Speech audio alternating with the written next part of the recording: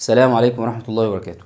ياسمين عز ولا رضوى الشربيني؟ طبعا على الساحة موجود الفترة اللي فاتت زي صراع. كانت رضوى الشربيني موجودة في الساحة لوحدها وخرجت لنا ياسمين عز، وبدأ في التراس ياسمين عز والتراس رضوى الشربيني وحرب شرسة ما بين الاتنين. اللي يشوف تصريحات ياسمين عز ورضوى الشربيني هيلاقي بعض منها منطقي وجميل ومقبول لكل الناس سواء المؤيد او المعارض، وهيلاقي جزء كبير جدا اوفر بزيادة.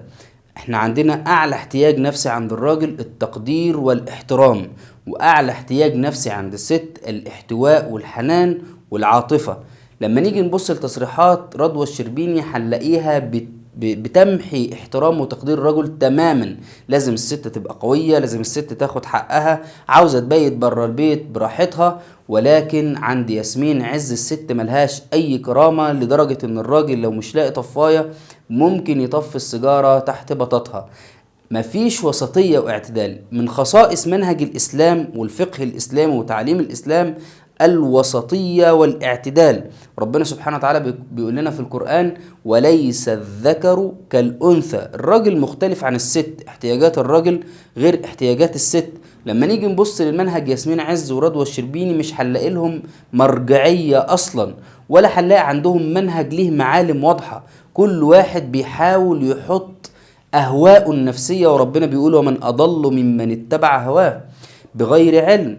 طيب عندنا ياسمين عز اصلا ما اتجوزتش علشان تدينا نموذج ست البيت اللي طبقته في بيتها ونجح، وجايه تقول للعالم كله ده النموذج الناجح اللي الست هتبقى مبسوطه وهي بتعمله وتدي للراجل حقه.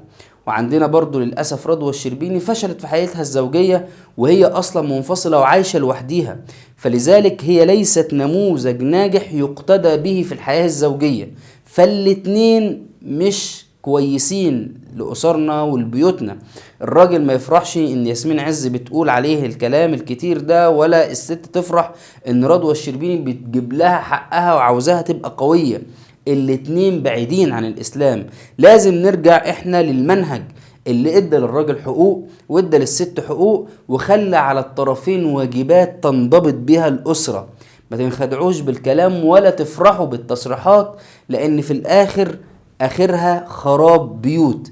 وعاوز اقول لكل ست: مفيش واحدة ست جات تتكلم عن حقوق المرأة من اول قاسم امين والناس اللي جات بعديه الا والتصريحات دي والمناهج دي جات بالخراب على الست.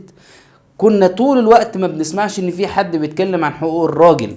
يمكن الرجالة مش محتاجين حد يتكلم عن حقوقهم، ولكن لما طلع صوت ياسمين عز لقينا رجاله كتير للاسف انخدعوا وبقوا يعني زي التراس كده ياسمين عز.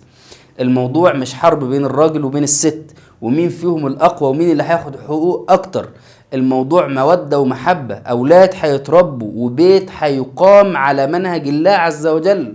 ولذلك لو انجرفنا ورا التصريحات دي بيوتنا هي اللي هتتخرب وبيوتنا هي اللي هتنهار، وهم مش فارق معاهم. لذلك لا ياسمين عز ولا رضوى الشربيني، عندنا القرآن يحل لنا كل مشاكلنا، منهج الإسلام، حقوق الراجل، حقوق الست، وربنا سبحانه وتعالى وصانا والنبي صلى الله عليه وسلم وصانا. وهنتكلم عن ده كتير جدا في الفيديوهات الجاية إن شاء الله.